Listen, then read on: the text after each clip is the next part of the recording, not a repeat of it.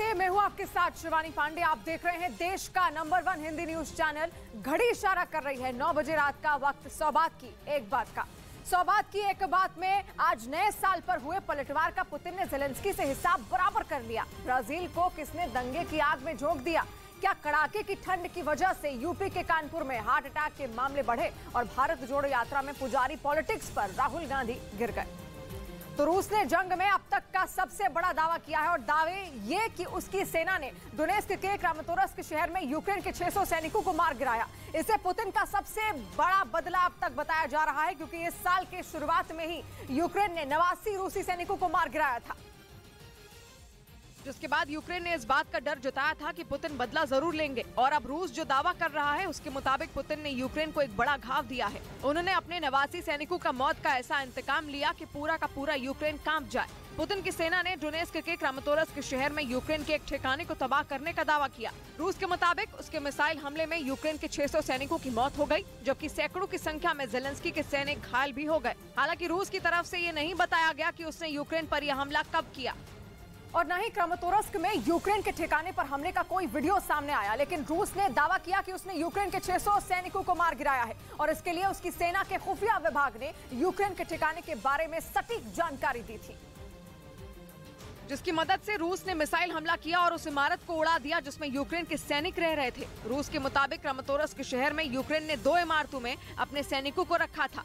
इन इमारतों में यूक्रेन ने बड़ी संख्या में हथियार भी रखे थे। रूस ने दावा किया कि उन दोनों इमारतों में यूक्रेन के 1300 सैनिक मौजूद थे और रूस के मिसाइल हमले ने उनमें आधे सैनिकों को ढेर कर दिया। हालांकि यूक्रेन ने रूस के इस दावे को सिरे से नकार दिया। यूक्रेन ने 600 सैनिकों को मार गिराने के रूस के दावे को प्रोपेगेंडा बताया ताकि यूक्रेन के सैनिकों का मनोबल कम किया जा सके। यूक्रेन के मुताबिक उसकी सेना ने नए साल पर डोनेत्स्क के मकीवका शहर में रूस के 400 सैनिकों को मारा था, लेकिन रूस उसका बदला नहीं ले पाया, तो वो यूक्रेन के 600 सैनिकों के खात्मे का झूठ फैला रहा है और इसी वजह से रूस के इस हमले का कोई सबूत तक नहीं है। हालांकि इसी बीच रूस ने यूक्रेन पर हमले का एक वीडियो भी जारी किया। रूस ने ये नहीं बताया कि जिस हमले का उसने वीडियो जारी किया वो क्रामातोर्स्क शहर का है या फिर नहीं,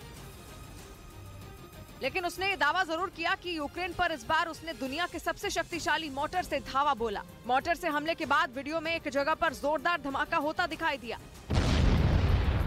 धमाका इतना जोरदार था कि वहां से धुएं का गुबार उठता नजर आया। रूस के रक्षा मंत्रालय ने दावा किया कि उसके खतरनाक मोर्टर से दागे गए गोले ने कुछ ही सेकंड में यूक्रेन के बेस को तबाह कर दिया। रूस के मुताबिक उसने यह हमला 2S4 चुल्पान मोर्टर से किया, जिससे निकला गोला 20 किलोमीटर दूर तक के टारगेट को आसानी से खत्म कर सकता है। इस मोर्टर में एक साथ 20 गोले लोड किए जा सकते हैं और ये मोर्टर हर 1 मिनट में 130 किलो वजन का एक गोला दाग सकता है, जो दुश्मन के परखच्चे उड़ाने के लिए काफी होता है, क्योंकि जिस मोर्टर का रूस ने इस्तेमाल किया उसे दुनिया का सबसे बड़ा मोर्टर माना जाता है, जिसने यूक्रेन की सेना के बेस को ध्वस्त कर दिया। रूस के मुताबिक यूक्रेन के बेस पर नजर रखने के लिए उसने ड्रोन का सहारा लिया और एक बार जब ये तय हो गया कि वहाँ बड़ी संख्या में यूक्रेन ने सैनिक और गोला बारूद रखे हैं, तो उसने 2S4 चुल्पान मोर्टर से गोला दाग दिया। रूस ने दावा किया कि हमले में यूक्रेन के कई सैनिक मारे गए, जबकि उसकी कई बख्तरबंद गाड़ियां भी तबाह हो गयी। हालांकि यूक्रेन ने रूस के इस दावे को भी नकार दिया। यूक्रेन के मुताबिक इसकी सेना के किसी भी बेस पर पिछले कुछ दिनों में एक भी हमला नहीं हुआ। उधर ब्राजील की राजधानी ब्राजीलिया में पूर्व राष्ट्रपति जाइर बोल्सोनारो के समर्थकों ने बवाल मचा दिया। उन्होंने सरकार के खिलाफ प्रदर्शन करते हुए संसद भवन पर कब्जा जमा लिया और फिर सैकड़ों प्रदर्शनकारियों ने मिलकर ब्राजील की संसद की सूरत बिगाड़ दी। हाथों में देश के झंडे लिए उनमें कुछ लोग राष्ट्रपति की कुर्सी पर चढ़े नजर आए, तो कुछ मीटिंग हॉल की टेबलों पर कूदते दिखाई दिए। एक वक्त पर तो हालात ऐसे हो गए कि हिंसक होती भीड़ को रोकने के लिए पुलिस को दनादन आंसू गैस के गोले दागने पड़े।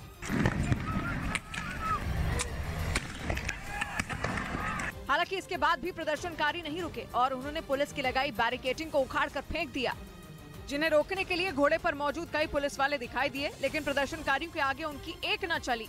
पुलिस ने जितने आंसू गैस के गोले दागे उतने ही पत्थर दूसरी तरफ से बरसाए गए, जिसके बाद प्रदर्शन हिंसक हो गया और असल में ब्राजील में नए राष्ट्रपति लूला दा सिल्वा ने पिछले हफ्ते ही अपना पद संभाला, जिसके बाद से वहां पर बोल्सोनारो के समर्थक लगातार प्रदर्शन कर रहे हैं और बोल्सोनारो की हार के लिए सुप्रीम कोर्ट को जिम्मेदार मानते हुए उन्होंने वहां भी जबरदस्त तोड़फोड़ की। वहां से आए एक वीडियो में उन्होंने ऐसा उत्पात मचाया कि बिल्डिंग का एक भी कांच सही सलामत नहीं दिखा। वहीं अंदर मौजूद फर्नीचर को भी प्रदर्शनकारियों ने बर्बाद कर दिया। इस दौरान वो ब्राजील की सरकार और राष्ट्रपति लूला दा सिल्वा के खिलाफ नारेबाजी करते नजर आए।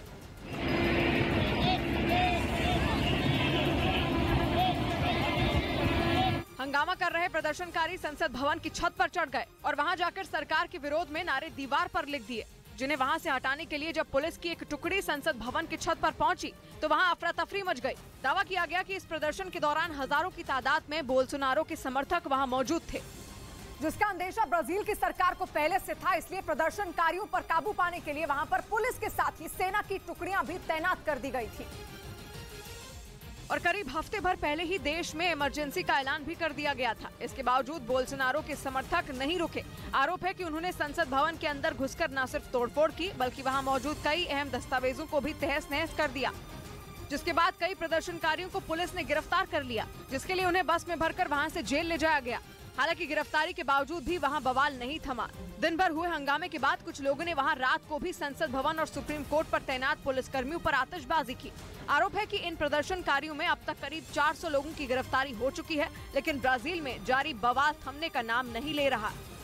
और इधर सुप्रीम कोर्ट ने अवैध धर्मांतरण मामले में अटॉर्नी जनरल से सहयोग मांगा। इस मुद्दे से जुड़ी याचिका में गलत तरीके से धन परिवर्तन को रोकने के लिए केंद्र और राज्य सरकारों को निर्देश देने की मांग की गई थी, जिस पर सुनवाई करते हुए सुप्रीम कोर्ट ने अवैध धर्मांतरण को गंभीर मुद्दा बताते हुए उसे राजनीतिक रंग नहीं देने की टिप्पणी की। साथ ही अटॉर्नी जनरल से इस मामले में दाखिल याचिका में सहयोग करने और सुझाव देने को कहा। इस मामले की अगली सुनवाई 7 फरवरी को होगी।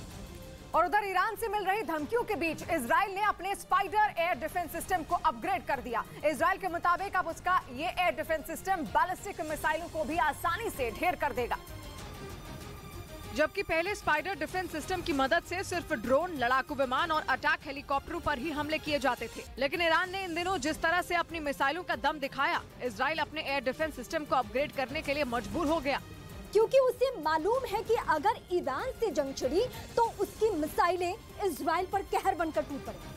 इसी वजह से उसने पहले ही ईरान की मिसाइलों से निपटने की तैयारी शुरू कर दी और इसके लिए उसने स्पाइडर एयर डिफेंस सिस्टम बनाने वाली कंपनी को उसे अपग्रेड करने के लिए कह दिया, ताकि डिफेंस सिस्टम की ताकत को बढ़ाया जा सके और ईरान को ये संदेश भी दिया जा सके कि इजराइल के पास उसकी मिसाइलों का काल आ गया है, क्योंकि इजराइल ने स्पाइडर डिफेंस सिस्टम में जो बदलाव किए उसने उसकी मारक क्षमता को बढ़ा दिया और जमीन से हवा में मार करने वाला स्पाइडर डिफेंस सिस्टम दुश्मनों के लिए बड़ा खतरा बन गया। इजराइल के मुताबिक इस डिफेंस सिस्टम में नए मिसाइल इंटरसेप्टर को लगाया गया, जिसके बाद हमला करने के लिए आई मिसाइलों का ये और भी तेजी से पता लगा पाएगा। इसके साथ ही इसमें जमीन से हवा में मार करने वाली पाइथन और डर्बी मिसाइलें भी लगाई गई हैं, जो दुश्मन को देखते ही तेजी से उसकी तरफ झपटती हैं और एक ही वार में उसका काम तमाम कर देती हैं।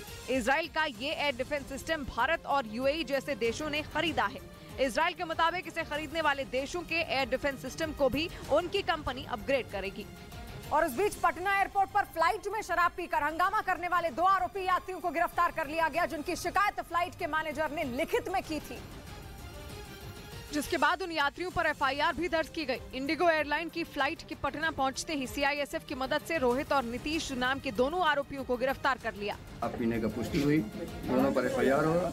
विमान के कर्मचारी ने एटीसी को पहले ही बता दिया था कि आरोपी यात्रियों के पास शराब भी है।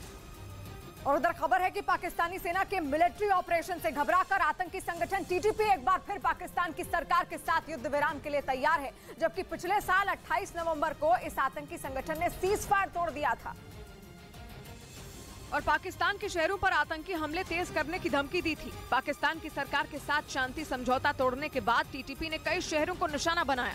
उसके आतंकी पाकिस्तान की राजधानी इस्लामाबाद में भी घुस गए और वहां के एक रिहायशी इलाके में आत्मघाती हमला कर पाकिस्तान की सरकार को खुली चुनौती दे दी। पाकिस्तान की परेशानी तब और बढ़ गई जब टीटीपी ने अफगानिस्तान की सीमा के पास मौजूद बलूचिस्तान और खैबर पख्तूनख्वा में अपनी सरकार बनाने का ऐलान कर दिया।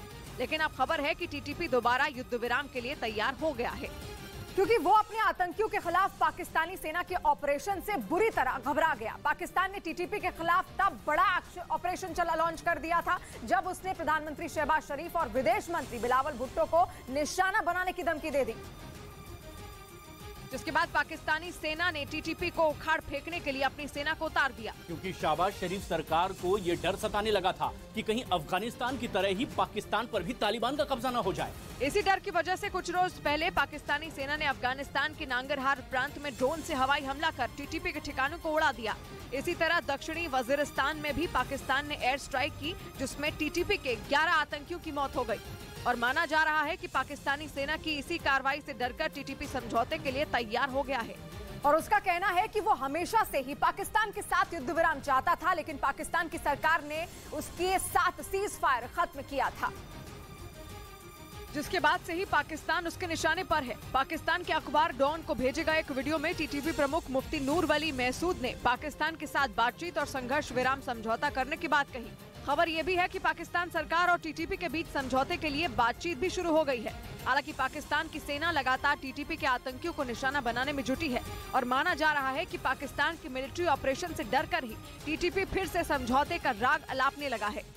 और इधर पाकिस्तान की सरकार के साथ सीज फायर की कवायद शुरू होने के बीच टीटीपी का एक नया वीडियो भी सामने आया, जिसमें उसके आतंकी हथियार चलाने को ट्रेनिंग लेते हुए साफ दिखाई दी और बताया जा रहा है कि ये वीडियो अफगानिस्तान के एक इलाके का है, जहां तहरीक-ए-तालिबान पाकिस्तान के आतंकी अमेरिका के छोड़े गए आधुनिक और घातक हथियारों के साथ ट्रेनिंग करते दिखाई दिए। जो वीडियो सामने आया उसमें सुरक्षा बल जैसे कपड़े पहने टीटीपी के आतंकी हथियार चलाने और दुश्मन को ढेर करने का गुर सीखते दिखे। इस वीडियो के सामने आने के बाद ये आशंका जताई जा रही है कि ये आतंकी संगठन पाकिस्तान पर किसी बड़े हमले की ताक में है। मतलब ये कि आने वाले दिनों में पाकिस्तान पर कोई बड़ा हमला हो सकता है। जबकि खबर ये आई थी कि वो पाकिस्तान के साथ दोबारा सीज फायर चाहता है, लेकिन ये वीडियो सामने आने के बाद माना जा रहा है कि टीटीपी सीज फायर की आड़ में अपनी ताकत बढ़ाने में जुटा है। और उस बीच श्रीलंका के खिलाफ होने वाली वनडे सीरीज में जसप्रीत बुमराह टीम का हिस्सा नहीं होंगे। इसका मतलब ये कि बुमराह को मैदान में वापसी के लिए अभी इंतजार करना होगा, जिसकी वजह बुमराह की फिटनेस को माना जा रहा है। चोट के बाद टीम इंडिया में तेज गेंदबाज बुमराह की वापसी की उम्मीद थी। पहले उन्हें टीम में शामिल भी किया गया, लेकिन बाद में बाहर कर दिया गया। गुवाहाटी में 10 जनवरी से भारत और श्रीलंका के बीच वनडे सीरीज का पहला मैच होगा। उधर ग्रीस से बढ़ते तनाव के बीच तुर्की की वायुसेना ने ट्रेनिंग का एक वीडियो जारी किया। दोनों देशों के बीच समुद्री सीमा, नेचुरल गैस और एजियन सागर के टापुओं को लेकर विवाद है, जिसकी वजह से तुर्की और ग्रीस के बीच कई बार युद्ध जैसे हालात तक बन चुके हैं। इस बीच तुर्की ने अपनी वायुसेना की ट्रेनिंग का एक वीडियो जारी किया, जिसके जरिए तुर्की ने ग्रीस को ये चेतावनी दे दी कि अगर उसने एजियन सागर के टापुओं पर अपना हक जताना बंद नहीं किया तो अंजाम बुरा होगा। ट्रेनिंग का जो वीडियो सामने आया उसमें तुर्की के लड़ाकू विमान आसमान में अपनी ताकत को परखते दिखाई दिए। यही नहीं, इस ट्रेनिंग में अमेरिका के E-3A AWACS यानी airborne warning and control system विमान ने भी हिस्सा लिया और तुर्की के फाइटर जेट उस विमान के साथ तालमेल बिठाते दिखाई दिए। इससे पहले भी तुर्की ने अपने सैनिकों के ट्रेनिंग का वीडियो जारी किया था। और इधर सऊदी अरब में हज यात्रा के लिए ऑनलाइन आवेदन की शुरुआत कर दी गई। सऊदी अरब की सरकार ने हज और उम्रा यात्रा के लिए एक ऑनलाइन प्लेटफॉर्म लॉन्च किया, जिसके जरिए वहां के नागरिक हज और उम्रा यात्रा के लिए आवेदन कर सकेंगे। क्योंकि सऊदी सरकार ने अभी विदेशों से आने वाले हजियों के लिए इस सुविधा की शुरुआत नहीं की है, लेकिन वो जल्द ही उनके लिए भी ऑनलाइन आवेदन की प्रक्रिया की शुरुआत करने वाली है, जिससे हाजियों को वीजा के लिए यहाँ वहाँ भटकने की जरूरत न पड़े। और उधर अमेरिका में भारतीय मूल की मनप्रीत मोनिका सिंह ने इतिहास रच दिया। वो अमेरिका में पहली महिला सिख जज बन गई, जिनकी नियुक्ति अमेरिका के टेक्सास की हैरिस काउंटी कोर्ट में हुई। इसके साथ ही वो अमेरिका में भारतीय मूल की पहली महिला सिख जज बन गई। वो वहां पिछले 20 साल से वकालत कर रही हैं और स्थानीय स्तर पर कई नागरिक अधिकार संगठनों से भी जुड़ी रही हैं। और इधर उत्तर प्रदेश में इस साल सर्दी लोगों की जान की दुश्मन बन गई है। कानपुर में भीषण ठंड की वजह से आए हार्ट अटैक से पिछले 10 दिनों में करीब 50 लोगों की जान चली गई, जिनमें बुजुर्गों की संख्या ज्यादा है। दावा है कि ठंड की वजह से लोगों का दिल का दौरा पड़ने के मामलों में अचानक तेजी देखी गई। LPS इंस्टीट्यूट ऑफ कार्डियोलॉजी के आंकड़ों की माने तो 1 जनवरी को उनके अस्पताल में 4 मरीजों की मौत हुई। वहीं 2 जनवरी को ये बढ़कर 6 तक पहुंच गई। इसके अलावा 4 और 6 जनवरी को पारा इतना नीचे लुढ़का कि इन दोनों ही दिनों में 8 लोगों की मौत हुई। आज हृदय रोग संस्थान में 723 रोगी आए थे, जिनका परीक्षण किया गया, उपचार किया गया। डॉक्टरों का मानना है कि इस साल पड़ रही सर्दी से लोगों का लड़ पाना मुश्किल हो रहा है। LPS इंस्टीट्यूट के डॉक्टर के मुताबिक अब तक उनके अस्पताल में 51 लोगों की जान सर्दी की वजह से आए हार्ट अटैक के कारण हुई। वहीं 57 लोग ऐसे थे जो जब तक उनके अस्पताल पहुंचे वो जान गंवा चुके थे। और इस बीच अफ्रीकी देश दक्षिणी सूडान के राष्ट्रपति का एक वीडियो वायरल होने से बवाल मच गया। उन्होंने राष्ट्रगान के वक्त पैंट में ही पेशाब कर दिया था, जिसके बाद वीडियो बनाने के जुर्म में 6 पत्रकारों को गिरफ्तार कर लिया गया। असल में दक्षिणी सूडान के राष्ट्रपति सल्वा कीर ने राष्ट्रगान गाते हुए पैंट में पेशाब कर दिया, जिसका वीडियो तेजी से वायरल हो गया। इस वीडियो के साथ लोगों ने तरह तरह के तंज कसते हुए उनकी आलोचना भी की, जिसके बाद इसे रिकॉर्ड करने के आरोप में 6 पत्रकारों को जेल में डाल दिया गया। और उधर पुतिन के वफादार रमजान कादिरोव के लड़ाकों का एक नया वीडियो सामने आया है, जिसमें जेलेंस्की की सेना को पस्त करने के लिए बड़ी संख्या में कादिरोव के लड़ाके यूक्रेन रवाना होते हुए दिखाई दिए। जिसके बाद ये दावा किया जा रहा है कि रूसी सेना के साथ मिलकर कादिरोव के ये लड़ाके यूक्रेन की सेना पर जोरदार प्रहार करने की तैयारी में हैं। मतलब ये कि आने वाले कुछ दिनों में यूक्रेन पर बड़ा हमला होने वाला है। जो वीडियो सामने आया उसमें बड़ी संख्या में आधुनिक हथियारों से लैस कादिरोव के लड़ाके जंग में उतरने के लिए तैयार दिखे। इस दौरान वहां बर्फबारी भी होती रही। यूक्रेन जाने से पहले कादिरोव का एक कमांडर लड़ाकू में जोश भरता नजर आया। इसके बाद सारे लड़ाके वहां खड़े विमान में सवार होते दिखाई दिए। पूरी तैयारी होने के बाद वो विमान कादिरोव के लड़ाकों को लेकर वहां से उड़ गया, जबकि वीडियो के एक दूसरे हिस्से में कुछ लड़ाके बसों की मदद से यूक्रेन के लिए रवाना होते दिखे। और उधर दिल्ली पुलिस की साइबर क्राइम ब्रांच ने बिहार के नवादा से साइबर ठगी के 2 आरोपियों को गिरफ्तार कर लिया, जिनसे 1 करोड़ रुपए से ज्यादा कैश बरामद हुआ। और इसके साथ ही 25 एटीएम कार्ड और 16 मोबाइल फोन भी जब्त किए गए। पुलिस की मौजूदगी में बरामद कैश को मशीन से गिना गया। 16 मोबाइल फोन है। साइबर फ्रॉड केस में क्राइम ब्रांच की टीम ने दिल्ली के जुगल किशोर जैन नाम के एक व्यापारी की शिकायत पर यह कार्रवाई की, जिन्होंने दिसंबर महीने में 58 लाख रुपए ठगी की शिकायत दर्ज कराई थी। और उधर न्यूज 18 को दिल्ली के कंझावाला कांड से जुड़ी एक्सक्लूसिव जानकारी हाथ लगी है, जिसमें आरोपियों ने ये कबूल कर लिया है कि उन्हें पता था कि अंजलि उनकी कार के नीचे फंसी है। इससे पहले आरोपियों ने पुलिस को कार में तेज म्यूजिक चलाने की झूठी कहानी बताई थी। लेकिन अब न्यूज 18 को मिली एक्सक्लूसिव जानकारी के मुताबिक आरोपियों को इस बात की जानकारी थी कि उनकी कार के नीचे अंजलि फंसी हुई थी। पुलिस की पूछताछ के दौरान आरोपियों ने ये बात कबूल की है। उन्होंने ये भी बताया कि हादसे के बाद उन्हें समझ नहीं आ रहा था कि वो कहां जाएं। इसी वजह से वो गाड़ी को सड़क पर दौड़ाते रहे। और न्यूज 18 इंडिया को जो एक्सक्लूसिव जानकारी मिली है उसके मुताबिक एक आरोपी अमित जो कार चला रहा था उसके पास ड्राइविंग लाइसेंस नहीं था और उन्हें ये डर था कि अगर लड़की को गाड़ी से निकाला तो वो फंस जाएंगे। इसीलिए एक्सीडेंट होने के बाद आरोपियों ने अंजलि को कार के नीचे से निकालने तक की कोशिश नहीं की। और उस बीच चीन ने एक बार फिर ताइवान की सीमा के पास युद्ध अभ्यास किया, जिसका ताइवान ने विरोध किया है। चीन के रक्षा मंत्रालय ने अभ्यास का वीडियो भी जारी किया और खबर है कि ये अभ्यास उसी दिन हुआ जब जर्मनी के सांसदों का ग्रुप ताइवान यात्रा पर था। और इसी दौरान चीन ने ताइवान की सीमा के पास बमों और गोलियों से शोरगुल शुरू कर दिया, जिसका मकसद जर्मनी के सांसदों को ये बताना था कि ताइवान अलग नहीं बल्कि चीन का हिस्सा है। पिछली बार जब अमेरिकी संसद की स्पीकर पेलोसी ने ताइवान की यात्रा की थी तो चीन इसी तरह बौखलाया था। उसने ताइवान को 6 तरफ से घेर कर ऐसा माहौल बना दिया था कि लगा कि उसके और ताइवान के बीच युद्ध होने वाला है।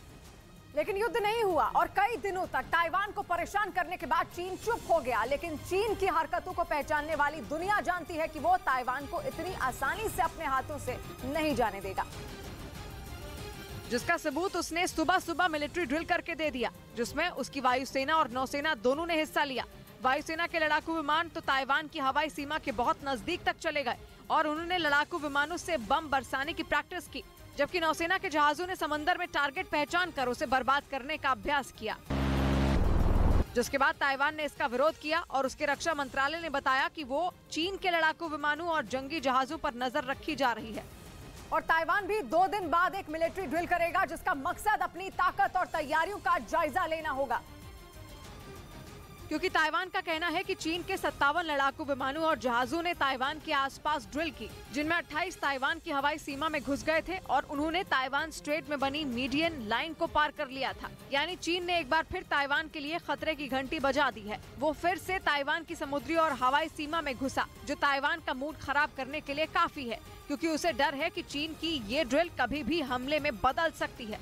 और उधर अमेरिका ने चीन के पड़ोसी देशों के साथ ड्रिल तेज कर दी है, जिसका मतलब यह है कि वो इंडो पैसिफिक रीजन में चीन को अपनी मौजूदगी का एहसास कराना चाहता है और वहां अपनी ताकत बढ़ाना चाहता है, क्योंकि चीन समंदर के इस हिस्से में दादागिरी करने का सपना देख रहा है, जिसका हिंद महासागर और प्रशांत महासागर के आसपास बसे देश विरोध करते हैं। लेकिन चीन ने अपनी नेवी की शक्ति इतनी बढ़ा ली है कि नंबर के मामले में वो अमेरिका से आगे निकल चुका है और इसीलिए चीन के खिलाफ खड़े देश एकजुट हो रहे हैं और अमेरिका ने उन्हीं देशों से हाथ मिलाया और इंडो पैसिफिक रीजन में मिलिट्री ड्रिल तेज कर दी, क्योंकि अगर इन देशों की सेनाएं एक साथ आ गई तो चीन की लंबी चौड़ी नौसेना उनके सामने बौनी लगेगी। अमेरिका ने इंडो पैसिफिक रीजन में जिन देशों के साथ ड्रिल की उनमें दक्षिण कोरिया भी शामिल है, जिसके साथ अमेरिकी वायुसेना ने दिसंबर में युद्ध अभ्यास किया और अमेरिका के B-52 बॉम्बर और F-22 लड़ाकू विमानों ने दक्षिण कोरिया के F-35A और F-15K लड़ाकू विमानों के संग उड़ान भरी। दक्षिण कोरिया की सरकार ने इस ड्रिल का वीडियो भी शेयर किया था, जिसमें दोनों देशों के लड़ाकू विमान इंडो पैसिफिक रीजन में समंदर के ऊपर आसमान में उड़ान भरते नजर आए।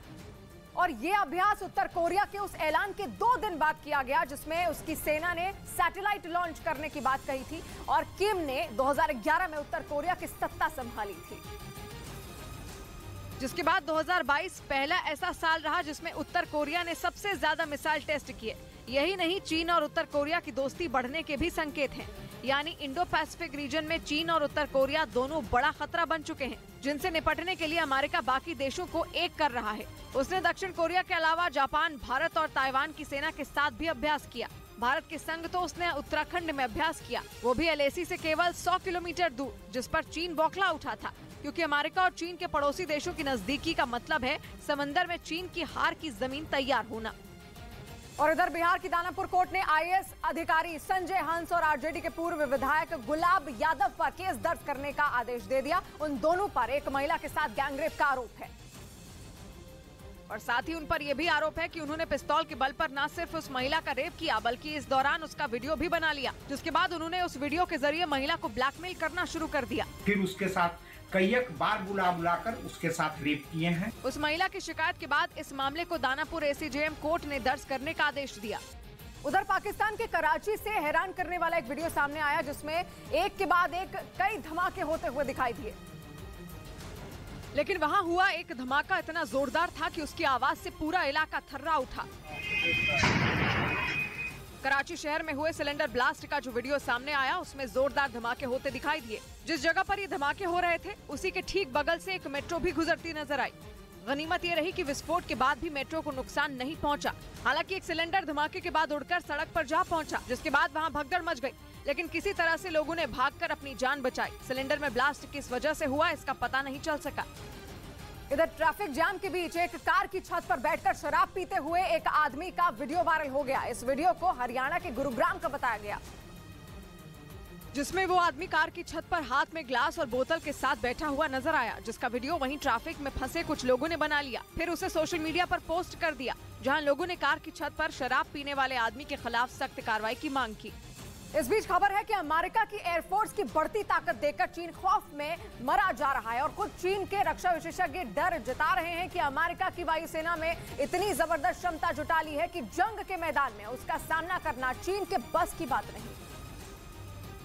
क्योंकि अमेरिका की नई ताकत बनकर उभरे हैं उसके मौजूदा कार्गो प्लेन, यानी अमेरिकी वायुसेना की नई ताकत कोई नया हथियार नहीं है बल्कि उसके सामान ढोने वाले विमान ही उसके नए हथियार बन गए हैं। अमेरिका ने ऐसी तकनीक विकसित कर ली है जिसके जरिए वो अपने मालवाहक जहाजों से लंबी रेंज की क्रूज मिसाइलें लॉन्च कर सकता है। इस बात ने चीन को दिन में तारे दिखा दिए हैं, क्योंकि जंग में बम दागने वाले विमानों से ज्यादा कार्गो विमान उड़ान भरते हैं और उन्हें ट्रैक करना बहुत मुश्किल होता है। ऊपर से वो बमों से ज्यादा वजन भी ढो सकते हैं, यानी उनमें ज्यादा मिसाइलें ले जाई जा सकती हैं। ऐसे में अगर अमेरिका और चीन में जंग छिड़ी और अमेरिका ने अपनी कार्गो विमानों से मिसाइलों की बारिश कर दी तो चीन के मिसाइल डिफेंस सिस्टम धरे के धरे रह जाएंगे। इधर उत्तर प्रदेश के बाराबंकी में एक साइको किलर की वजह से दहशत मच गई है और आरोप है कि वहां एक सिरफिरे ने कई बुजुर्ग महिलाओं को मौत के घाट उतार दिया, जिन्हें जान से मारने का तरीका बिल्कुल एक सा था। पुलिस का दावा है कि साइको किलर ने पहले तो महिलाओं का रेप किया और फिर उन्हीं के कपड़ों की मदद से उनका गला घोंटकर उन्हें मौत के घाट उतार दिया। सुबह सुबह वो अपने घर से बाहर गई थी जंगल के लिए 29 दिसंबर के दिन, तब से वो नहीं लौटी। 30 दिसंबर की सुबह में उनकी बॉडी मिली थी। बताया गया कि हत्या का पहला मामला 5 दिसंबर 2022 को सामने आया, जब 60 साल की एक बुजुर्ग महिला का शव खेत से बरामद हुआ, जिसकी पोस्टमार्टम रिपोर्ट में उसके साथ रेप होने और फिर गला घोंटकर मारे जाने की पुष्टि की गई। इसके बाद 17 दिसंबर को भी ऐसी ही एक घटना सामने आई, जहां 62 साल की एक महिला की हत्या रेप के बाद ठीक उसी तरह से की गई और फिर 30 दिसंबर को एक 65 साल की महिला का भी रेप के बाद इसी तरह से कत्ल कर दिया गया। शरीर के कपड़े भी नहीं थे और वो भी गलाधार पे मार दिया गया था। उसके बाद में उसके गांव वाले ने अपने घर ले आए थे। बताया गया कि इन घटनाओं के बाद पुलिस ने साइको किलर की जांच के लिए 3 टीमें तैनात कर दी। वहीं उस पर 25,000 का इनाम घोषित करते हुए उसके पोस्टर भी जगह जगह लगवा दिए ताकि जल्द से जल्द ये हत्यारा गिरफ्त में आ सके। उधर अफ्रीकी देश सेनेगल के कैफीन प्रांत में एक बस हादसे में 39 लोगों की मौत हो गई है, जबकि 100 से ज्यादा लोग घायल हो गए। बताया गया कि हादसा रात के वक्त टायर फटने की वजह से हुआ। जिससे चीख पुकार मच गई। दो बसों की जोरदार टक्कर के बाद उनके परखच्चे उड़ गए। एक बस का तो आगे का हिस्सा पूरी तरह चकनाचूर हो गया। चारों तरफ सामान बिखरा पड़ा दिखाई दिया। रेस्क्यू टीम भी मौके पर पहुंची। इस बीच चीन के चियांशी प्रांत में कोहरे की वजह से एक ट्रक हादसे का शिकार हो गया, जिसकी चपेट में आकर 19 लोगों की मौत हो गई, जबकि 20 से ज्यादा लोग घायल हो गए और वहां अफरा तफरी मच गई। हादसा रात वक्त हुआ जब कुछ लोग अंतिम संस्कार के लिए शमशान जा रहे थे। इसी दौरान एक तेज रफ्तार ट्रक ने भीड़ को टक्कर मारी, जिसमें 19 लोगों की मौत हो गई। घने कोहरे को देखते हुए पुलिस ने लोगों को सड़क पर सावधानी बरतने की सलाह दी। इधर जयपुर में राजस्थान लोक सेवा आयोग की टीचर भर्ती परीक्षा के पेपर लीक मामले में प्रशासन ने एक्शन लेते हुए एक कोचिंग सेंटर पर बुलडोजर चला दिया। लेकिन इस कार्रवाई के लिए प्रशासन की टीम पूरी तैयारी के साथ पहुंची थी, जिसके बाद देखते ही देखते 3 घंटे के अंदर कोचिंग सेंटर के बाहरी हिस्से को पूरी तरह से तोड़ दिया गया। बुलडोजर ने 5 मंजिला इमारत को मलबे में तब्दील कर दिया। पर माफिया की बिल्डिंग को जयपुर में जमींदोज किया जा रहा, बुलडोजर चलाया जा रहा। असल में पिछले महीने 23 और 24 दिसंबर को राजस्थान लोक सेवा आयोग की परीक्षा में पेपर लीक होने का मामला सामने आया था और इस मामले में 6 नकल माफिया समेत 55 लोगों को गिरफ्तार किया। लेकिन जैसे ही प्रशासन को पता चला कि पेपर लीक के आरोपी सुरेश ढाका और भूपेंद्र सारण का जयपुर में अवैध कोचिंग सेंटर है, उसने बुलडोजर वाली कार्रवाई की और अवैध कोचिंग सेंटर की बिल्डिंग को जमींदोज कर दिया। उधर ब्रिटेन की न्यूज वेबसाइट द इंडिपेंडेंट का दावा है कि वहां के प्रधानमंत्री ऋषि सुनक अगला चुनाव हार सकते हैं। न्यूज वेबसाइट ये दावा अपने एक सर्वे के आधार पर किया है, जिसमें ब्रिटेन के पीएम ऋषि सुनक और उनके 15 मंत्रियों की हार का दावा किया गया। ब्रिटेन में 2024 के दौरान होने वाले आम चुनाव के लिए ब्रिटेन की न्यूज वेबसाइट द इंडिपेंडेंट ने एक सर्वे करवाया, जिसके आधार पर उनका दावा है कि 5 कैबिनेट मंत्रियों को छोड़कर बाकी सभी अपनी सीट गंवा सकते हैं। उन्होंने इस लिस्ट में ब्रिटेन के पीएम ऋषि सुनक का भी नाम शामिल किया। इस बीच ताइवान की shipping company evergreen marine corporation ने अपने कर्मचारियों को 52 महीने का वेतन बोनस में दे दिया। 2022 में हुई जबरदस्त कमाई के बाद कंपनी ने कर्मचारियों को बोनस देने का फैसला किया, जो कर्मचारियों के 4 साल के वेतन के बराबर है। ताइवान की shipping company evergreen marine corporation ने अपने कुछ कर्मचारियों को 52 महीने तो कुछ को 10 महीने का वेतन बोनस में दिया।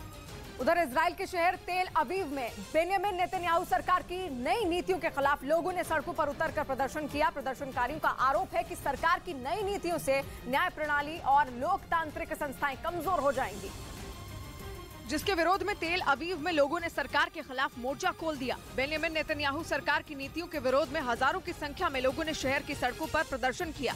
वहां से जो तस्वीरें सामने आई, उनमें हाथों में नारे लिखी तख्तियां और बैनर लेकर लोग सरकार के विरोध में आवाज बुलंद करते दिखाई दिए। ड्रोन से ली गई एक तस्वीर में सड़कों पर लोगों का हुजूम दिखा। भीड़ की वजह से सड़कों पर पैर तक रखने की जगह नहीं थी। बेंयामिन नेतन्याहू सरकार के खिलाफ हो रहे इस प्रदर्शन में हर उम्र के लोग शामिल हुए। एक तस्वीर में कुछ लड़के और लड़कियां हाथों में तख्तियां लिए नजर आए, जबकि कई लोग इजराइल का झंडा लहराते दिखे। और उधर दिल्ली में जल्द ही यात्री मेट्रो की तरह डीटीसी और क्लस्टर बसों में भी स्मार्ट कार्ड से भुगतान कर सकेंगे। इसके अलावा इस कार्ड का इस्तेमाल मेट्रो में सफर के दौरान भी किया जा सकेगा। यानी यात्रियों को मेट्रो और बस में सफर के लिए अलग अलग कार्ड की जरूरत नहीं होगी, बल्कि एक ही कार्ड से उनका काम पूरा हो जाएगा। ये पूरा system national common mobility card पर आधारित होगा, जिसके लिए दिल्ली परिवहन विभाग ने टेंडर जारी कर दिए हैं। मुंबई की सरकारी बसों में ये सिस्टम पहले से ही लागू है। उधर ट्विटर पर वायरल हुए एक अजीबोगरीब जीव के वीडियो ने लोगों को बुरी तरह डरा दिया है। दावे किए जाने लगे कि वो जीव इस पृथ्वी से नहीं है, बल्कि वो किसी दूसरे ग्रह से आया एलियन है। क्योंकि जो वीडियो वायरल हुआ उसमें बिच्छू के साइज का वो जीव एकदम ट्रांसपेरेंट नजर आया। मतलब उसके शरीर के आर पार बिल्कुल साफ साफ दिखाई दे रहा था। ऐसा लगा जैसे वो जेली से बना हो। ऐसा अनदेखा जीव देखकर सोशल मीडिया पर लोग उसे एलियन बताने लगे। जिस मछुआरे ने समंदर से उस जीव को पकड़ा, उसे भी उसके एलियन होने का शक हुआ। लेकिन कुछ न्यूज वेबसाइट ने दावा किया कि ये कोई एलियन नहीं, बल्कि समंदर की गहराई में पाए जाने वाला फ्रोनिमा नाम का जीव है। ये वीडियो भी ताज़ा नहीं है, ये कुछ महीने पुराना है, जो दोबारा वायरल हो रहा है। इस बीच राजस्थान के अलवर में बीजेपी सांसद बाबा बालकनाथ ने बहरोड पुलिस के डीएसपी की तुलना गुंडे से कर दी। उन्होंने आरोप लगाया कि डीएसपी ने गैंगवॉर की घटना में आरोपियों की जगह कुछ कार्यकर्ताओं को हिरासत में ले लिया। उन्हीं की रिहाई की मांग पर पुलिस और बीजेपी सांसद बालकनाथ आपस में उलझ गए। इसी दौरान उन्होंने डीएसपी को वर्दी वाला गुंडा करार दे दिया। सबसे बड़ा गुंडा पुलिस की वर्दी में आप हो यहाँ पर। राजस्थान के अलवर में 4 दिन पहले एक अस्पताल में गैंगवॉर की घटना हुई थी। आरोप है कि इसी मामले में पुलिस ने छात्र संघ के कार्यक्रम में हिस्सा लेने पहुंचे कुछ कार्यकर्ताओं को पकड़ लिया। उधर तुर्की ने उत्तरी सीरिया में 10 कुर्द लड़ाकों को मारने का दावा किया। ये जानकारी तुर्की के रक्षा मंत्रालय ने दी और बताया कि उसने उत्तरी सीरिया में कुर्दिस्तान वर्कर्स पार्टी के खिलाफ 2 ऑपरेशन चलाए, जिनमें पहले 2 कुर्द लड़ाके और दूसरे में 8 कुर्द लड़ाके मारे गए। तुर्की पिछले कुछ महीनों से लगातार कुर्द लड़ाकों को मारने का दावा कर रहा है। कभी वो उत्तरी इराक में एयर स्ट्राइक करता है तो कभी उत्तरी सीरिया में हमला। सीरिया में तो उसके सैनिक आए दिन घुस रहे हैं। एर्दोआन ने तो यहाँ तक कह दिया कि वो सीरिया के खिलाफ जमीनी जंग छेड़ने की तैयारी कर रहे हैं, जिसका ट्रेलर वो वहाँ कुर्द लड़ाकों को मार कर दिखा रहे हैं। और उधर दिल्ली में कड़ाके की ठंड और कोहरे का असर सड़क के साथ हवाई यात्रा पर भी दिखा, जिसकी वजह से दिल्ली एयरपोर्ट के 150 विमानों को समय बदलने पड़े। क्योंकि कोहरे की वजह से दिल्ली एयरपोर्ट पर 32 उड़ानें देरी से पहुंची। वहीं 118 घरेलू विमानों ने भी देरी से उड़ान भरी, जबकि कम विजिबिलिटी की वजह से 3 उड़ानों को जयपुर डाइवर्ट किया गया। मौसम विभाग के मुताबिक दिल्ली एनसीआर में अगले कुछ दिन लोगों को ठंड से राहत नहीं मिलेगी। और इस बीच चीन में कोरोना वायरस से बिगड़ते हालात अब पूरी दुनिया के लिए चिंता बढ़ा रहे हैं। पता चला है कि चीन का लूनर न्यू ईयर आने से पहले ही वहां पर लाखों लोग अंतर्राष्ट्रीय यात्राएं करने वाले हैं, जबकि चीन के शहर कोरोना से बुरी तरह बेहाल है। कुछ शहरों का हाल तो ये है कि वहां 90% तक आबादी कोरोना की चपेट में होने की बात सामने आई है। यानी पूरा शहर कोरोना वायरस से बेहाल। यह हालात चीन के हेनान प्रांत के बताए जा रहे हैं। हेनान की कुल आबादी 9 करोड़ 94 लाख है, जबकि कोरोना पॉजिटिव लोगों की गिनती 8 करोड़ 85 लाख बताई गई। यानी शहर की 90% आबादी को कोरोना हो चुका है। लेकिन चीन अपने देश के लोगों को कोरोना से बचाने की बजाय ये दिखाने में लगा है कि वहाँ सब कुछ बिल्कुल ठीक है। चीन के आधिकारिक आंकड़े तो सच से कोसों दूर हैं। वहाँ की सरकार सब कुछ जानने के बावजूद सारी पाबंदियां हटाने पर तुली है। यहाँ तक कि चीन ने लूनर न्यू ईयर मनाने पर भी कोई पाबंदी नहीं लगाई, ना तो भीड़ जुटाने पर और ना ही कोरोना से जुड़ी कोई दूसरी सावधानी। यहाँ तक कि अब तो चीन में कोरोना से जुड़े लक्षण होने पर टेस्ट कराना भी जरूरी नहीं है। और यही वजह है चीन की सरकार धड़ल्ले से पूरी दुनिया के सामने झूठ बोल रही है। चीन के अस्पतालों में बेड खत्म हैं, कब्रिस्तान भर चुके हैं, यहाँ तक कि लोग खुले में अपनों के शवों को छोड़कर जाते दिखाई दे रहे हैं। लेकिन चीन कह रहा है कि वहाँ केवल 30 लोगों की मौत कोरोना के कारण बीते 1 महीने में हुई। असल में चीन ने मरीजों का कोरोना टेस्ट कराना ही अब बंद कर दिया है और तो और नियम इतने सख्त कर दिए गए हैं कि मरने के बाद मरीज के फेफड़ों की जांच की जा रही है। अगर शव के फेफड़ों में वायरस मिलता है तभी उसे कोरोना से होने वाली मौत से जोड़ा जाता है, जबकि जांच ना तो जीते जी हो रही है और ना ही मरने के बाद। यही वजह है कि चीन में शवों का अंबार लगा है। लेकिन चीन की सरकार बता रही है कि कोरोना के हालात काबू में है। और यही बात अब पूरी दुनिया के लिए टेंशन बढ़ा रही है, क्योंकि भले ही चीन बताए ही कि वहां पर हालात सामान्य है, लेकिन पूरी दुनिया जान चुकी है कि कोरोना विस्फोट के कारण चीन बेहाल है।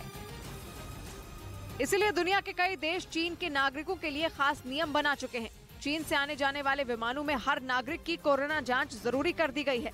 मतलब ये कि जिस जांच को चीन गैर जरूरी कर चुका है, पूरी दुनिया उसे फिर से जरूरी कर रही है। दावा किया जा रहा है कि चीन में घरेलू उड़ानों से ही करीब 3.5 करोड़ लोगों ने पिछले 1 हफ्ते में यात्राएं की हैं। ऊपर से चीन के ही लोगों को लगने लगा है कि कोरोना के कारण उनका अपना देश असुरक्षित है, इसलिए लोग अपना लूनर न्यू ईयर विदेश में मनाना चाहते हैं। यही वजह है कि यूरोप और अमेरिका में चीन से लाखों यात्रियों के पहुँचने का अनुमान है, जो पूरी दुनिया के लिए डर बढ़ा रहा है।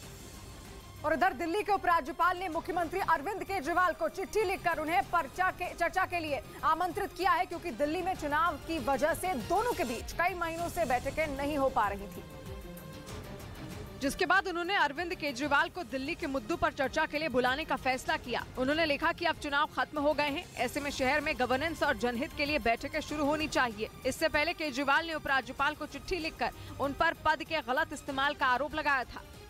और उधर पश्चिमी मीडिया में ये दावा किया गया कि जान जाने के डर से घबराए पुतिन ने क्रिसमस का त्योहार भी अकेले ही अब मनाया।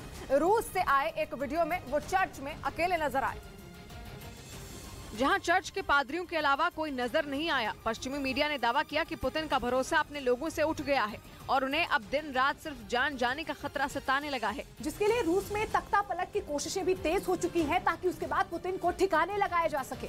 दावा है कि इसी वजह से पुतिन भीड़-भाड़ वाली जगहों पर जाने से बचते हुए नजर आए। जानकारी के मुताबिक क्रिसमस पर प्रार्थना करने के लिए पुतिन के आने से पहले ही पूरे चर्च को खाली करा लिया गया, जिसके बाद उस चर्च में सिवाय पादरी और पुतिन के कोई और नजर नहीं आया। और इस बीच न्यूज 18 को मिली एक्सक्लूसिव जानकारी के मुताबिक केंद्र सरकार ने पंजाब के गैंगस्टर अर्शदीप डल्ला को डेजिग्नेटेड टेररिस्ट घोषित कर दिया। मतलब ये कि न्यूज 18 की दिखाई खबर पर एक बार फिर मुहर लग गई। क्योंकि न्यूज 18 ने पिछले साल 29 नवंबर को ये खबर दिखाई थी कि विदेशों में बैठे पंजाब के 5 अपराधियों को एनआईए की रिपोर्ट के आधार पर गृह मंत्रालय डेजिग्नेटेड टेररिस्ट घोषित करने जा रहा है। और इस खबर के दिखाए जाने के करीब 1.5 महीने बाद केंद्र सरकार ने अर्शदीप डल्ला को डेजिग्नेटेड टेररिस्ट घोषित कर दिया।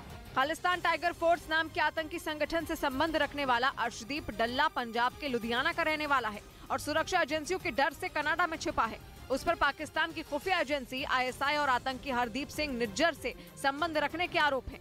इसके अलावा वो पाकिस्तान से ड्रग्स और हथियारों की तस्करी के साथ टेरर फंडिंग से भी जुड़ा है।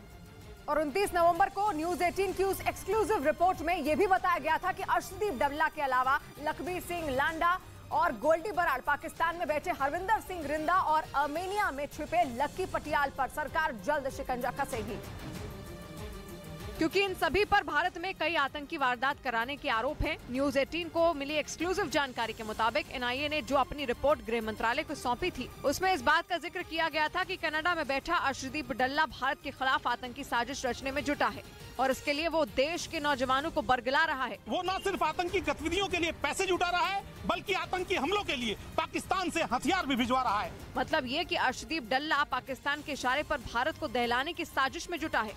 इसी वजह से केंद्र सरकार ने उसे डेजिग्नेटेड टेररिस्ट घोषित कर दिया। डेजिग्नेटेड टेररिस्ट घोषित होने के बाद अब एनआईए देश और विदेश में मौजूद उसकी संपत्ति जब्त करने में जुट गई है। उधर मुंबई में रिंदा और सोनू खत्री गैंग से जुड़े 3 बदमाशों को पंजाब की एंटी गैंगस्टर टास्क फोर्स ने गिरफ्तार कर लिया।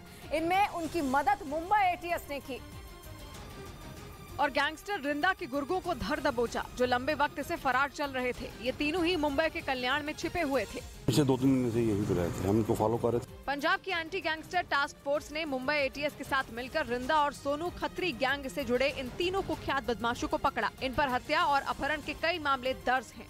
और उस बीच कर्ज के लिए IMF यानी कि इंटरनेशनल मॉनेटरी फंड की तरफ उम्मीद भरी नजरों से देख रहे पाकिस्तान के प्रधानमंत्री शहबाज शरीफ की पूरी दुनिया में किरकिरी हो रही है। शहबाज शरीफ ने कुछ रोज पहले ही ये दावा किया था कि IMF के प्रमुख ने उन्हें फोन किया था और पाकिस्तान की बदहाल होती अर्थव्यवस्था पर उनसे बात की थी, लेकिन शहबाज शरीफ के इसी दावे की वजह से पूरी दुनिया में उनकी जगहसाई हो गई, क्योंकि IMF ने शहबाज शरीफ के दावे को झूठा बता दिया। IMF ने शहबाज शरीफ की पोल खोल कर रख दी और एक बयान जारी करके ये बताया कि IMF प्रमुख ने शहबाज शरीफ को फोन नहीं किया बल्कि खुद उनकी तरफ से बातचीत के लिए अपील की गई थी। इससे पहले पाकिस्तान के अखबार द एक्सप्रेस ट्रिब्यून की एक रिपोर्ट में कहा गया था कि शहबाज शरीफ ने एक भाषण के दौरान IMF प्रमुख का फोन आने का दावा किया था। और इसी के बाद पाकिस्तान के प्रधानमंत्री कार्यालय ने भी इसे लेकर एक आधिकारिक बयान जारी किया था। और इतना ही नहीं, शहबाज शरीफ ने तो ये तक दावा कर दिया था कि लोन की अगली किश्त पर बात करने के लिए IMF की टीम भी पाकिस्तान पहुंचेगी। लेकिन IMF ने पाकिस्तान के प्रधानमंत्री के इस दावे को भी झुठला दिया। IMF ने साफ कर दिया कि उनकी तरफ से टीम पाकिस्तान भेजने जैसी कोई बात ही नहीं की गई। यानी पाकिस्तान के PM शहबाज शरीफ ने एक नहीं बल्कि 2 झूठ बोले, वो भी ऐसे वक्त में जब उन्हें IMF की सबसे ज्यादा जरूरत है, क्योंकि IMF ने पिछले साल अक्टूबर से ही उसकी $100 करोड़ यानी भारतीय रुपयों में करीब 8,000 करोड़ की लोन की किश्त रोक दी है। पाकिस्तान IMF की शर्तों को पूरा नहीं कर पा रहा है, जिसकी वजह से उसे कर्ज मिलना मुश्किल हो रहा है। लेकिन इसके बाद भी पाकिस्तान की सरकार झूठे दावे कर IMF के सामने अपनी साख गिराने में कोई कसर नहीं छोड़ रही है, जिसकी वजह से शहबाज शरीफ की किरकिरी भी हुई। हालांकि इसी बीच वो विदेश मंत्री बिलावल भुट्टो के साथ जिनेवा रवाना हो गए, जहां वो पाकिस्तान के बाढ़ पीड़ितों के नाम पर यूरोप के देशों में चंदा मांगेंगे। पिछले साल पाकिस्तान के कई प्रांतों में भीषण बाढ़ आ गई थी, जिसकी वजह से उन इलाकों के लोगों की जिंदगी नर्क से भी बदतर हो गई। वहां के लोग अब भी बीमारी और दूसरी परेशानियों से जूझ रहे हैं। लेकिन पाकिस्तान की आर्थिक हालत इतनी खराब हो गई है कि वो अपने ही लोगों की मदद नहीं कर पा रहा है। इसी वजह से शहबाज शरीफ जिनेवा गए हैं। खबर के मुताबिक वहां शहबाज शरीफ $1,600 करोड़ यानी भारतीय रुपयों में करीब 1,30,000 करोड़ जुटाने की कोशिश करेंगे और उन्हें उम्मीद है कि इस चंदे से बाढ़ में बर्बाद हुए लोगों को राहत मिल पाएगी। और इधर बॉम्बे हाई कोर्ट ने लोन फ्रॉड केस में ICICI बैंक की पूर्व CEO चंदा कोचर और उनके पति दीपक कोचर को जमानत दे दी और सुनवाई के दौरान उनकी गिरफ्तारी को नियमों के खिलाफ बताया। चंदा कोचर और उनके पति दीपक कोचर को 1-1 लाख के निजी मुचलके पर जमानत दी गई। CBI ने अरेस्ट किया है, वो अरेस्ट इलीगल है और इसीलिए इमीडिएटली इनको छोड़ देना चाहिए। दोनों को दिसंबर में CBI ने वीडियोकॉन लोन फ्रॉड केस में गिरफ्तार किया था। उधर खबर है कि अमेरिकी इन्वेस्टमेंट बैंकिंग कंपनी गोल्डमैन सैक्स ग्रुप इस हफ्ते करीब 3,000 कर्मचारियों की छटनी कर सकता है। हालांकि इसकी कोई आधिकारिक घोषणा अब तक नहीं हुई। लेकिन मीडिया रिपोर्ट में दावा किया जा रहा है कि गोल्डमैन सैक्स कंपनी इस हफ्ते सबसे बड़ी छटनी करेगी। इस कंपनी में कुल 49,000 से ज्यादा कर्मचारी हैं। अगर छटनी हुई तो सबसे ज्यादा असर कोर ट्रेडिंग और बैंकिंग इकाइयों के कर्मचारियों पर पड़ेगा। और उस बीच फ्रांस की राजधानी पेरिस में जनता महंगाई के खिलाफ सड़कों पर उतर आई है। वहां पर राष्ट्रपति इमैनुअल मैक्रों की तस्वीर लिए सैकड़ों प्रदर्शनकारी दिखाई दिए, जिन्होंने लगातार बढ़ती महंगाई के लिए सरकार को जिम्मेदार ठहराते हुए वहां जोरदार नारेबाजी की। इस दौरान वहां इतने लोग जुट गए कि सड़कों पर पैर रखने की जगह तक नहीं बची। इस दौरान कुछ लोग तो वहां गाजे बाजे के साथ पहुंचे।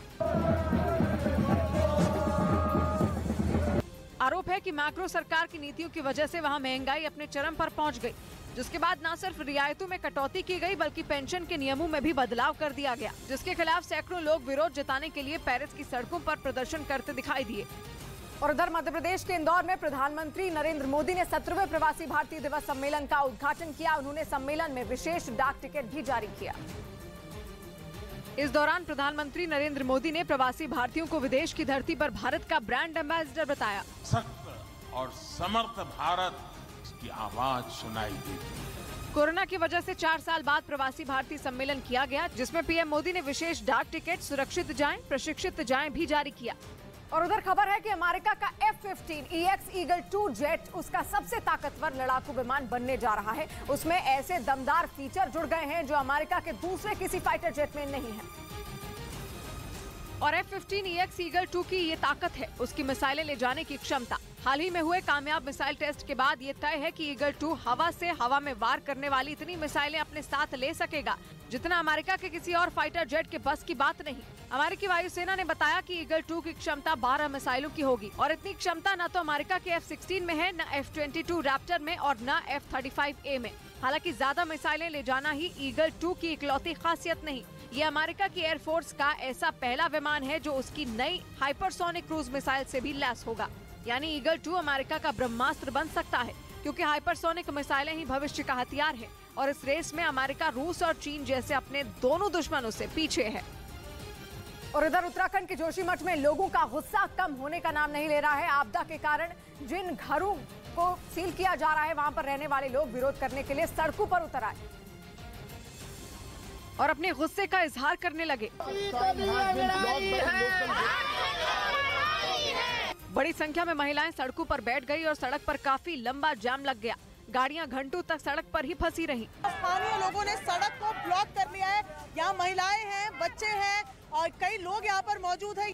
वहाँ के लोगों की शिकायत यह है कि उनकी बात सुने बिना ही उनके घरों को सील कर दिया गया, जबकि उनके लिए कोई दूसरा सुरक्षित ठिकाना तक नहीं तय किया गया। व्यवस्था पे रखा जाए तब हम जाएंगे, पहले ही सील करने लगे। छोटे छोटे बच्चे हैं, 5-6 महीने के, कहाँ जाएंगे। दूसरी तरफ घरों और सड़कों पर दिखने लगी दरारें वहाँ दहशत का माहौल बना रही हैं। और इसीलिए सरकार भी सतर्क है। लोगों को ये भरोसा दिया जा रहा है कि जोशीमठ को बचाने के लिए हर मुमकिन कोशिश की जाएगी। उत्तराखंड के पूर्व मुख्यमंत्री तीरथ सिंह रावत भी जोशीमठ का हाल देखने पहुंचे और उन्होंने लोगों की हर मुमकिन मदद का भरोसा दिया। हम लोग पर्याप्त तरीके से उनकी मदद सहायता करने को शासन प्रशासन लगा हुआ है। जोशीमठ में ऐसी जगहों की गिनती लगातार बढ़ती रही है जहां आपदा बड़ा खतरा बन सकती है।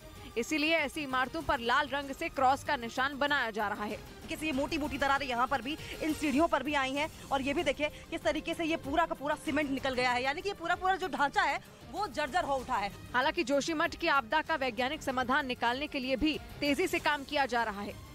उधर पश्चिम बंगाल के बर्धमान से एक दिल दहला देने वाला वीडियो सामने आया, जिसमें यात्रियों से भरी एक बस तेज रफ्तार में आते हुए सामने से दिखी और देखते ही देखते वो पूरी तरह पलट गई। वीडियो में पहले एक तेज रफ्तार एम्बुलेंस गुजरती नजर आई, उसके ठीक पीछे लोगों से खचाखच भरी बस आती दिखी जो अचानक दाईं तरफ मुड़ी। लोग इतने कि कुछ तो बस की छत पर भी बैठे नजर आए। इससे पहले कि कोई कुछ समझ पाता, बस पूरी तरह पलट गई और ऊपर बैठे लोग इधर उधर बिखर गए। इसके बाद जो हुआ, ब्रेक के बाद अपने सैनिकों को रखा था। इन इमारतों में यूक्रेन ने बड़ी संख्या में हथियार भी रखे थे। रूस ने दावा किया कि उन दोनों इमारतों में यूक्रेन के 1300 सैनिक मौजूद थे। और रूस के मिसाइल हमले ने उनमें आधे सैनिकों को ढेर कर दिया। हालांकि यूक्रेन ने रूस के इस दावे को सिरे से नकार दिया। यूक्रेन ने 600 सैनिकों को मार गिराने के रूस के दावे को प्रोपेगेंडा बताया ताकि यूक्रेन के सैनिकों का मनोबल कम किया जा सके। यूक्रेन के मुताबिक उसकी सेना ने नए साल पर डोनेस्क के मकीवका शहर में रूस के 400 सैनिकों को मारा था, लेकिन रूस उसका बदला नहीं ले पाया, तो वो यूक्रेन के 600 सैनिकों के खात्मे का झूठ फैला रहा है। और इसी वजह से रूस के इस हमले का कोई सबूत तक नहीं है। हालांकि इसी बीच रूस ने यूक्रेन पर हमले का एक वीडियो भी जारी किया। रूस ने ये नहीं बताया कि जिस हमले का उसने वीडियो जारी किया वो क्रामातोर्स्क शहर का है या फिर नहीं, लेकिन उसने ये दावा जरूर किया कि यूक्रेन पर इस बार उसने दुनिया के सबसे शक्तिशाली मोर्टर से धावा बोला। मोर्टर से हमले के बाद वीडियो में एक जगह पर जोरदार धमाका होता दिखाई दिया। धमाका इतना जोरदार था कि वहां से धुएं का गुबार उठता नजर आया। रूस के रक्षा मंत्रालय ने दावा किया कि उसके खतरनाक मोर्टर से दागे गए गोले ने कुछ ही सेकंड में यूक्रेन के बेस को तबाह कर दिया। रूस के मुताबिक उसने यह हमला 2S4 चुल्पान मोर्टर से किया, जिससे निकला गोला 20 किलोमीटर दूर तक के टारगेट को आसानी से खत्म कर सकता है। इस मोर्टर में एक साथ 20 गोले लोड किए जा सकते हैं और ये मोर्टर हर 1 मिनट में 130 किलो वजन का एक गोला दाग सकता है, जो दुश्मन के परखच्चे उड़ाने के लिए काफी होता है, क्योंकि जिस मोर्टर का रूस ने इस्तेमाल किया उसे दुनिया का सबसे बड़ा मोर्टर माना जाता है, जिसने यूक्रेन की सेना के बेस को ध्वस्त कर दिया। रूस के मुताबिक यूक्रेन के बेस पर नजर रखने के लिए उसने ड्रोन का सहारा लिया और एक बार जब ये तय हो गया कि वहां बड़ी संख्या में यूक्रेन ने सैनिक और गोला बारूद रखे हैं, तो उसने 2S4 चुल्पान मोर्टर से गोला दाग दिया। रूस ने दावा किया कि हमले में यूक्रेन के कई सैनिक मारे गए, जबकि उसकी कई बख्तरबंद गाड़ियां भी तबाह हो गयी। हालांकि यूक्रेन ने रूस के इस दावे को भी नकार दिया। यूक्रेन के मुताबिक इसकी सेना के किसी भी बेस पर पिछले कुछ दिनों में एक भी हमला नहीं हुआ। उधर ब्राजील की राजधानी ब्राजीलिया में पूर्व राष्ट्रपति जाइर बोल्सोनारो के समर्थकों ने बवाल मचा दिया। उन्होंने सरकार के खिलाफ प्रदर्शन करते हुए संसद भवन पर कब्जा जमा लिया और फिर सैकड़ों प्रदर्शनकारियों ने मिलकर ब्राजील की संसद की सूरत बिगाड़ दी। हाथों में देश के झंडे लिए उनमें कुछ लोग राष्ट्रपति की कुर्सी पर चढ़े नजर आए, तो कुछ मीटिंग हॉल की टेबलों पर कूदते दिखाई दिए। एक वक्त पर तो हालात ऐसे हो गए कि हिंसक होती भीड़ को रोकने के लिए पुलिस को दनादन आंसू गैस के गोले दागने पड़े।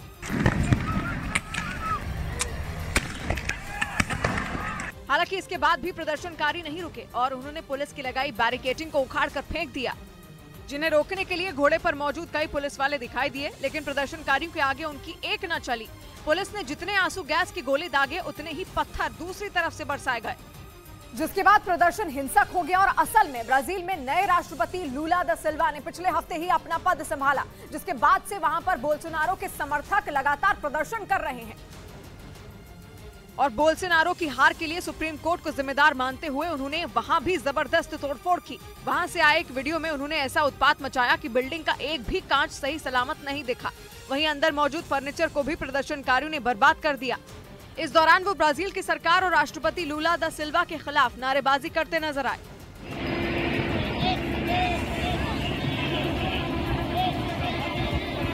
हंगामा कर रहे प्रदर्शनकारी संसद भवन की छत पर चढ़ गए और वहां जाकर सरकार के विरोध में नारे दीवार पर लिख दिए, जिन्हें वहां से हटाने के लिए जब पुलिस की एक टुकड़ी संसद भवन की छत पर पहुंची तो वहां अफरा तफरी मच गई। दावा किया गया कि इस प्रदर्शन के दौरान हजारों की तादाद में बोल्सोनारो के समर्थक वहां मौजूद थे, जिसका अंदेशा ब्राजील की सरकार को पहले से था। इसलिए प्रदर्शनकारियों पर काबू पाने के लिए वहां पर पुलिस के साथ ही सेना की टुकड़ियां भी तैनात कर दी गई थी और करीब हफ्ते भर पहले ही देश में इमरजेंसी का ऐलान भी कर दिया गया था। इसके बावजूद बोल्सोनारो के समर्थक नहीं रुके।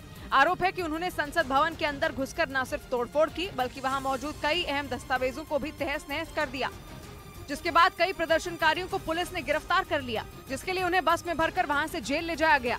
हालांकि गिरफ्तारी के बावजूद भी वहां बवाल नहीं थमा। दिन भर हुए हंगामे के बाद कुछ लोगों ने वहां रात को भी संसद भवन और सुप्रीम कोर्ट पर तैनात पुलिसकर्मियों पर आतिशबाजी की। आरोप है कि इन प्रदर्शनकारियों में अब तक करीब 400 लोगों की गिरफ्तारी हो चुकी है, लेकिन ब्राजील में जारी बवाल थमने का नाम नहीं ले रहा। और इधर सुप्रीम कोर्ट ने अवैध धर्मांतरण मामले में अटॉर्नी जनरल से सहयोग मांगा। इस मुद्दे से जुड़ी याचिका में गलत तरीके से धन परिवर्तन को रोकने के लिए केंद्र और राज्य सरकारों को निर्देश देने की मांग की गई थी, जिस पर सुनवाई करते हुए सुप्रीम कोर्ट ने अवैध धर्मांतरण को गंभीर मुद्दा बताते हुए उसे राजनीतिक रंग नहीं देने की टिप्पणी की। साथ ही अटॉर्नी जनरल से इस मामले में दाखिल याचिका में सहयोग करने और सुझाव देने को कहा। इस मामले की अगली सुनवाई 7 फरवरी को होगी। और उधर ईरान से मिल रही धमकियों के बीच इजराइल ने अपने स्पाइडर एयर डिफेंस सिस्टम को अपग्रेड कर दिया। इजराइल के मुताबिक अब उसका ये एयर डिफेंस सिस्टम बैलिस्टिक मिसाइलों को भी आसानी से ढेर कर देगा। जबकि पहले स्पाइडर डिफेंस सिस्टम की मदद से सिर्फ ड्रोन, लड़ाकू विमान और अटैक हेलीकॉप्टरों पर ही हमले किए जाते थे, लेकिन ईरान ने इन दिनों जिस तरह से अपनी मिसाइलों का दम दिखाया, इजराइल अपने एयर डिफेंस सिस्टम को अपग्रेड करने के लिए मजबूर हो गया। क्योंकि उसे मालूम है कि अगर ईरान से जंग छिड़ी तो उसकी मिसाइलें इजराइल पर कहर बनकर टूट पड़ेंगी। इसी वजह से उसने पहले ही ईरान की मिसाइलों से निपटने की तैयारी शुरू कर दी और इसके लिए उसने स्पाइडर एयर डिफेंस सिस्टम बनाने वाली कंपनी को उसे अपग्रेड करने के लिए कह दिया, ताकि डिफेंस सिस्टम की ताकत को बढ़ाया जा सके और ईरान को ये संदेश भी दिया जा सके कि इजराइल के पास उसकी मिसाइलों का काल आ गया है, क्योंकि इजराइल ने स्पाइडर डिफेंस सिस्टम में जो बदलाव किए उसने उसकी मारक क्षमता को बढ़ा दिया और जमीन से हवा में मार करने वाला स्पाइडर डिफेंस सिस्टम दुश्मनों के लिए बड़ा खतरा बन गया। इजराइल के मुताबिक इस डिफेंस सिस्टम में नए मिसाइल इंटरसेप्टर को लगाया गया, जिसके बाद हमला करने के लिए आई मिसाइलों का ये और भी तेजी से पता लगा पाएगा। इसके साथ ही इसमें जमीन से हवा में मार करने वाली पाइथन और डर्बी मिसाइलें भी लगाई गई हैं, जो दुश्मन को देखते ही तेजी से उसकी तरफ झपटती हैं और एक ही वार में उसका काम तमाम कर देती हैं। इजराइल का ये एयर डिफेंस सिस्टम भारत और यूएई जैसे देशों ने खरीदा है। इजराइल के मुताबिक इसे खरीदने वाले देशों के एयर डिफेंस सिस्टम को भी उनकी कंपनी अपग्रेड करेगी। तो रूस ने जंग में अब तक का सबसे बड़ा दावा किया है और दावे ये कि उसकी सेना ने डोनेत्स्क के क्रामातोर्स्क शहर में यूक्रेन के 600 सैनिकों को मार गिराया। इसे पुतिन का सबसे बड़ा बदला अब तक बताया जा रहा है, क्योंकि इस साल के शुरुआत में ही यूक्रेन ने 89 रूसी सैनिकों को मार गिराया था, जिसके बाद यूक्रेन ने इस बात का डर जताया था कि पुतिन बदला जरूर लेंगे और अब रूस जो दावा कर रहा है उसके मुताबिक पुतिन ने यूक्रेन को एक बड़ा घाव दिया है। उन्होंने अपने 89 सैनिकों का मौत का ऐसा इंतकाम लिया कि पूरा का पूरा यूक्रेन कांप जाए। पुतिन की सेना ने डोनेत्स्क के क्रामातोर्स्क शहर में यूक्रेन के एक ठिकाने को तबाह करने का दावा किया। रूस के मुताबिक उसके मिसाइल हमले में यूक्रेन के 600 सैनिकों की मौत हो गई, जबकि सैकड़ों की संख्या में जेलेंस्की के सैनिक घायल भी हो गए। हालांकि रूस की तरफ से ये नहीं बताया गया। पुतिन का दोस्त सर्बिया और नेटो के समर्थन वाला कोसोवो एक बार फिर सामने आ गया है और इस बार कोसोवो के एक सैनिक की फायरिंग में सर्ब समुदाय के 2 लोग जख्मी हो गए और इस बात पर फिर बवाल शुरू हो गया, जिसके बाद यूरोप के देश सर्बिया और कोसोवो के भिड़ने और उनका साथ देने के लिए रूस और नेटो के लड़ाई में कूदने की आशंका ने पूरी दुनिया को दहला दिया। अपने लोगों पर हुए हमले के विरोध में इस बार मध्य कोसोवो में रहने वाले सर्ब समुदाय का हुजूम सड़कों पर उतर गया। उत्तरी सर्बिया से उलट कोसोवो के बाकी हिस्से में रहने वाले सर्ब समुदाय के लोग कोसोवो का नियम कायदा मानते रहे हैं, लेकिन इस बार उन्होंने भी कोसोवो की सरकार के खिलाफ मोर्चा खोल दिया। और परेशानी की बात यह है कि कोसोवो में रहने वाले सर्ब समुदाय के लोग अकेले नहीं हैं, बल्कि उनके सिर पर पड़ोसी देश सर्बिया का हाथ है और इसलिए सर्बिया ने कोसोवो में अपने लोगों की हिफाजत के लिए वहां पर अपनी सेना और पुलिस भेजने की इजाजत मांगी है। लेकिन नेटो ने सर्बिया की मांग ठुकराकर इस आग में घी डाल दिया। कोसोवो में शांति बनाए रखने के लिए वहां नेटो की सेना तैनात है। सर्बिया ने कहा था कि जिस तरह कोसोवो में सरकार और सर्ब समुदाय के लोग आमने सामने आए हुए हैं, उसे देखते हुए उसे अपने 1000 तक पुलिस और सेना के जवान वहां भेजने दिए जाएं। लेकिन नेटो नहीं माना। इस बात पर सर्बिया भी चिढ़ गया और अगर सर्बिया नाराज होगा तो हो सकता है कि उसके दोस्त पुतिन भी ज्यादा देर तक चुप न बैठे। इधर पश्चिम बंगाल के बर्धमान से एक दिल दहला देने वाला वीडियो सामने आया, जिसमें यात्रियों से भरी एक बस तेज रफ्तार में आती हुई दिखी और देखते ही देखते वो पूरी तरह पलट गई। वीडियो में पहले एक तेज रफ्तार एम्बुलेंस गुजरती नजर आई, उसके ठीक पीछे लोगों से खचाखच भरी बस आती दिखी जो अचानक दाईं तरफ मुड़ी। लोग इतने कि कुछ तो बस की छत पर भी बैठे नजर आए। इससे पहले कि कोई कुछ समझ पाता, बस पूरी तरह पलट गई और ऊपर बैठे लोग इधर उधर बिखर गए। सड़क पर उठते धूल के गुबार के बीच दहशत से भरे कुछ लोग जान बचाकर भागते दिखे। वहीं आसपास मौजूद लोग भागकर यात्रियों को पलटी हुई बस से निकालने पहुंचे और थोड़ी ही देर में वहां पर भीड़ जमा हो गई। बताया गया कि हादसे के वक्त बस की रफ्तार बहुत ज्यादा थी, जिससे वो बेकाबू हो गई और सड़क से किनारे की ओर जाते हुए पलट गई, जिसे देखते ही वहां अफरा तफरी मच गई। जो जहां पर था वो काम छोड़कर बस में फंसे लोगों को बचाने पहुंचा। महिला हो या पुरुष या फिर बच्चे, सब उनको बचाने में जुट गए। खिड़कियों से भी कुछ यात्रियों को बाहर निकाला गया। हादसे वाली जगह पर सामान बिखरा पड़ा नजर आया। इस हादसे में एक आदमी की मौत हो गई, जबकि 40 से ज्यादा लोग घायल हो गए। और उधर नए साल में 3 दिन की लगातार गिरावट के बाद दूसरे हफ्ते के पहले दिन शेयर बाजार में तेजी रही। कारोबार के दौरान चौतरफा खरीदारी हुई। जिससे सेंसेक्स और निफ्टी दोनों में जोरदार बढ़त रही। सेंसेक्स 847 अंक चढ़कर 60,747 पर बंद हुआ। वहीं निफ्टी 242 अंक ऊपर 18,101 पर बंद हुआ। आईटी और मेटल सेक्टर के शेयरों में सबसे ज्यादा तेजी देखी गई। इस बीच राहुल गांधी के तपस्वियों और पुजारियों पर दिए बयान पर बवाल हो गया और उनके खिलाफ प्रदर्शन होने लगे। यानी भारत जोड़ो यात्रा पर निकले राहुल के बयान ने उन्हीं की मुसीबत बढ़ा दी है। और देश के कई शहरों में उनके खिलाफ प्रदर्शन हुआ। यूपी के प्रयागराज में तो उनका पुतला भी फूंका गया, क्योंकि बीजेपी को घेरने के लिए भारत जोड़ो यात्रा पर निकले राहुल अपने ही बयान पर घिर गए और उनके तपस्वियों और पुजारियों पर दिए गए बयान पर बखेड़ा खड़ा हो गया। और ये देश तपस्वियों का है, ये देश पुजारियों का नहीं है। टी शर्ट पहनकर यात्रा कर रहे राहुल गांधी को कांग्रेस के नेता तपस्वी कह रहे हैं, लेकिन राहुल ने तपस्वियों की तारीफ के चक्कर में पुजारियों पर विवादास्पद बयान दे डाला और कांग्रेस का बैठे बिठाए नुकसान हो गया, क्योंकि संत समाज उनसे नाराज नजर आया। जगह मंदिर जा रहे हैं, क्यों जा रहे हैं? पुजारी की ही महिमा है। 2024 में बीजेपी से लड़ने के लिए कांग्रेस दिन रात मेहनत कर रही है, लेकिन कांग्रेस नेताओं के बयान उसका नुकसान कर सकते हैं, क्योंकि विरोधियों ने राहुल के बयान को नफरत फैलाने वाला बताया। और उधर खबर है कि यूक्रेन जंग में एक और मॉस्को के अंत की कोशिश को रूस ने नाकाम कर दिया है। मतलब ये कि जैसे अप्रैल में रूस की नौसेना का सबसे खतरनाक जंगी जहाज मॉस्को काला सागर में डूब गया था, ठीक उसी तरह काला सागर में रूस की नौसेना के जहाज यूक्रेन के निशाने पर थे। लेकिन आखिरी पलों में यूक्रेन के हमले को नाकाम कर दिया गया। मतलब ये कि मॉस्को के बाद रूस को सबसे बड़ा झटका लगने ही वाला था। यूक्रेन की जंग में इतना बड़ा हमला होने वाला था जितना पहले कभी नहीं हुआ था। काला सागर में इस वक्त रूस की नौसेना के कई बड़े जहाजों का बेड़ा मौजूद है। खबर है कि यूक्रेन को इन जहाजों की सटीक लोकेशन का पता लग चुका था, इसलिए इन जहाजों को ढेर करने के लिए एक ड्रोन भेजा गया था। यह हमला इसलिए भी बेहद अहम था क्योंकि अगर काला सागर में रूस की नौसेना कमजोर पड़ती तो रूस के हाथ से क्राइमिया भी छटक जाता। जबकि क्राइमिया को रूस की दुखती रग माना जाता है। 2014 से पहले तक क्राइमिया पर यूक्रेन का कब्जा हुआ करता था, लेकिन 2014 में रूस ने क्राइमिया पर ताकत के दम पर कब्जा कर लिया था। क्राइमिया के जरिए ही रूस की फौज काला सागर में यूक्रेन के पूरे तट की रक्षा करती है। इसलिए अगर काला सागर में मौजूद रूस की नौसेना के बेड़े की कमर टूट जाती तो क्राइमिया पर भी यूक्रेन की नजरें गड़ जाती। ज़ेलेंस्की तो कई बार क्राइमिया को वापस लेने का दावा कर चुके हैं। हालांकि खबर है कि क्राइमिया में ही रूस के एयर डिफेंस सिस्टम ने यूक्रेन के ड्रोन को डिटेक्ट कर लिया और उसे हवा में ही मार गिराया। यूक्रेन का ड्रोन कहां से आया था और वो कौन सा ड्रोन था, ये अब तक साफ नहीं, लेकिन अंदाजा लगाया जा रहा है कि ये अमेरिका से मिला स्विच ब्लेड ड्रोन हो सकता है। ये भी एक तरह का आत्मघाती ड्रोन है जो सटीक और घातक हमले करने के मामले में बेजोड़ है। हालांकि यूक्रेन की फौज के पास तुर्की से मिले बायकटाश ड्रोन भी हैं। मुमकिन है कि यह हमला तुर्की के उसी ड्रोन से किया गया हो। उधर मेक्सिको सिटी में हुए एक ट्रेन हादसे में एक महिला की मौत हो गई, जबकि 57 लोग घायल हो गए, जिन्हें एम्बुलेंस के जरिए अस्पताल पहुंचाया गया। वहीं मेट्रो स्टेशन के बाहर भारी संख्या में पुलिस और सेना के जवान मुस्तैद नजर आए, जबकि मेट्रो के कर्मचारी हादसे वाली जगह का मुआयना करते दिखे। 2 ट्रेनों की टक्कर की वजह से यह हादसा हुआ। इधर उत्तर प्रदेश की अयोध्या जेल से 98 साल के बुजुर्ग कैदी को रिहा किया गया, जिसका वीडियो सोशल मीडिया पर वायरल हो गया। जहां जेल कर्मचारियों ने बुजुर्ग कैदी को विदाई दी। माला पहनाकर और कंबल उड़ाकर उन्हें सहारा देते हुए जेल से बाहर लाया गया। सिपाही जा रहे हैं, आपको घर पहुंचा के आएंगे। राम सूरत नाम के ये बुजुर्ग कैदी पिछले 5 साल से अयोध्या की जेल में बंद थे, लेकिन रिहाई के वक्त परिवार का कोई सदस्य उन्हें लेने नहीं आया, जिसके बाद जेल सुपरिटेंडेंट ने उन्हें अपनी गाड़ी से घर भिजवाया।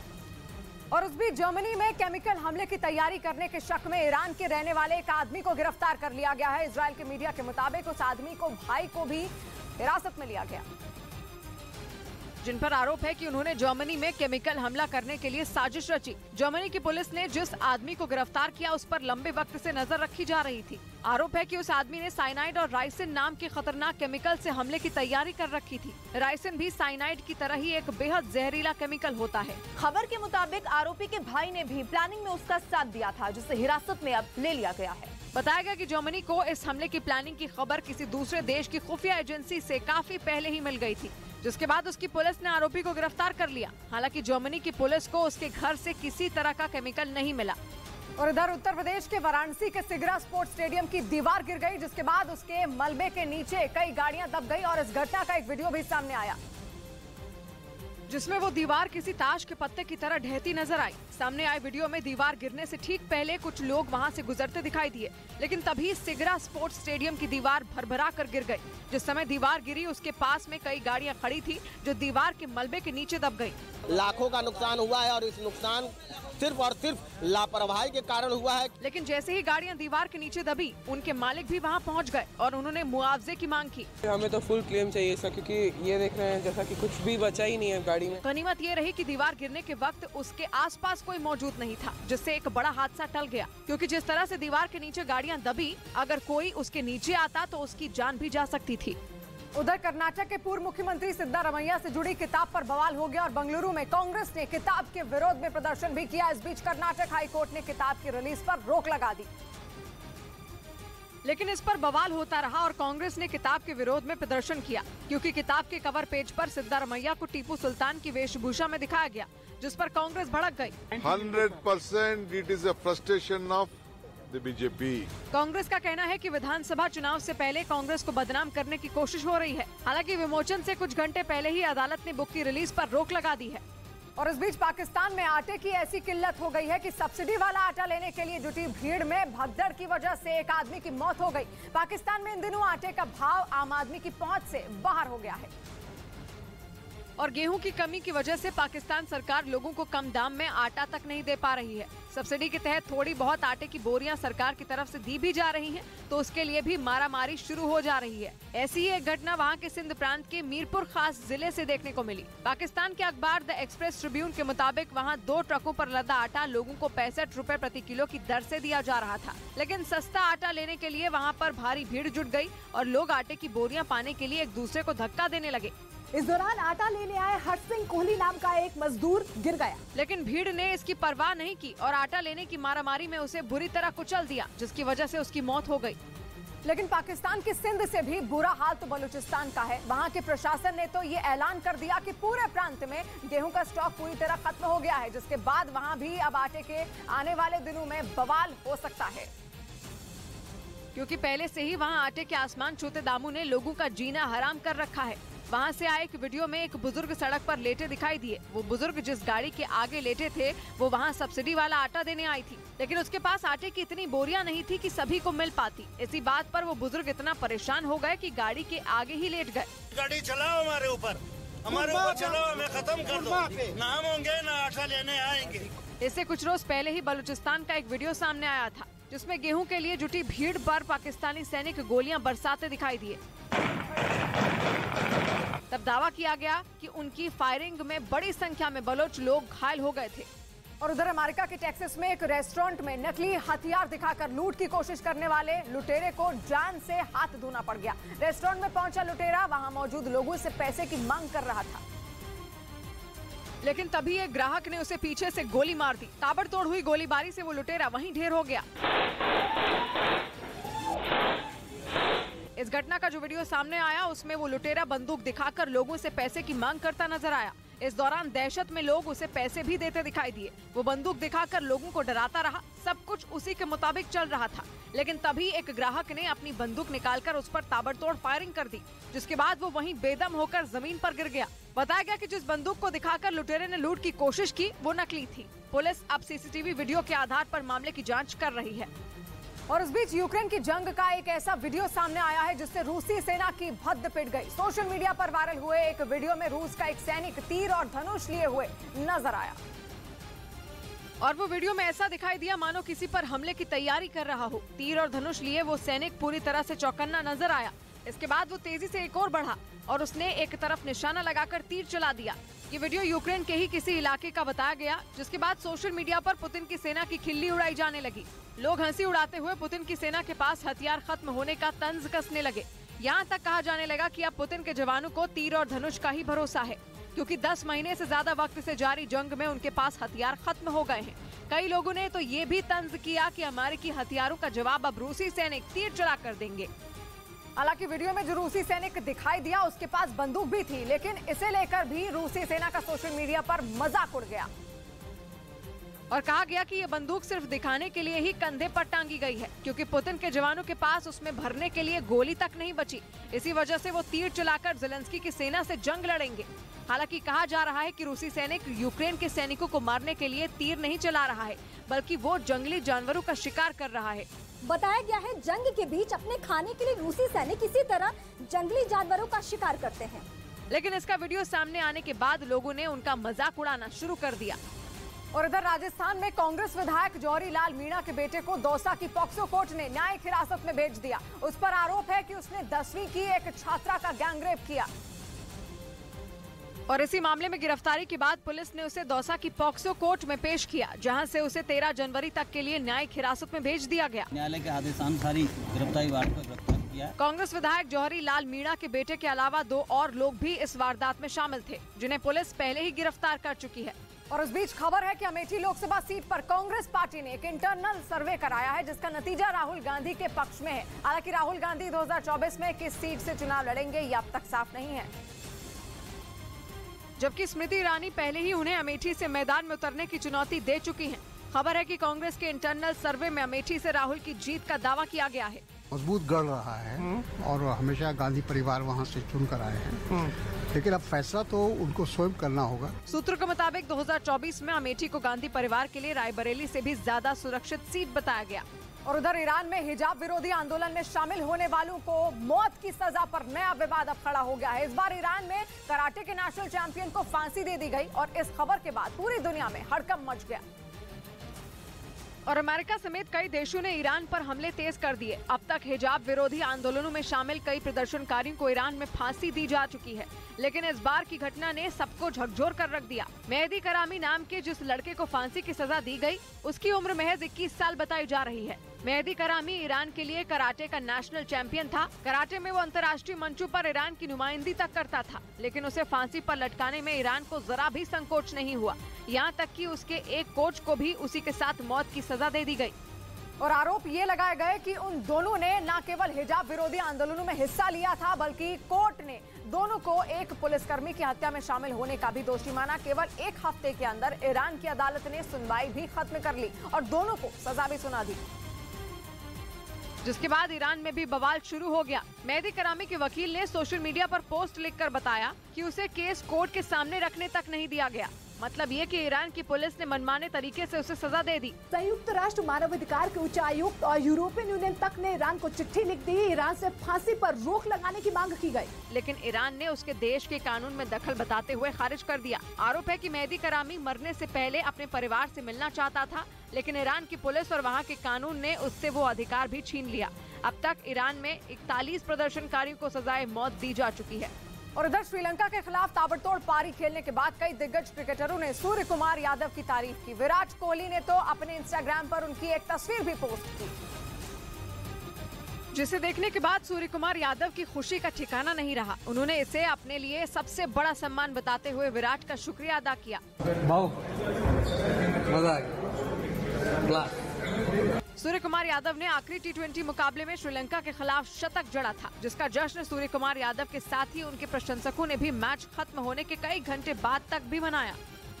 उधर पश्चिमी मीडिया ने यह आरोप लगाया कि रूस ने अपने ही सैनिकों को गोली मारकर मौत के घाट उतार दिया। ऐसा इसलिए क्योंकि वो यूक्रेन के सामने सरेंडर करने की योजना बना रहे थे, जो रूस के कमांडर और खुद पुतिन को बिल्कुल भी बर्दाश्त नहीं। यूक्रेन का दावा है कि इसी वजह से रूस ने बागी सैनिकों को गोली मारने के आदेश दे दिए, ताकि बगावत की खबर बाकी सैनिकों तक ना पहुंच पाए। यूक्रेन के मुताबिक रूस ने इसके लिए अपनी नेशनल गार्ड यूनिट का इस्तेमाल किया, जिसने सरेंडर की तैयारी में बैठे सैनिकों को मौत की नींद सुला दिया। यूक्रेन ने आरोप लगाया कि रूस के सैनिक अब जंग से बुरी तरह परेशान हो चुके हैं।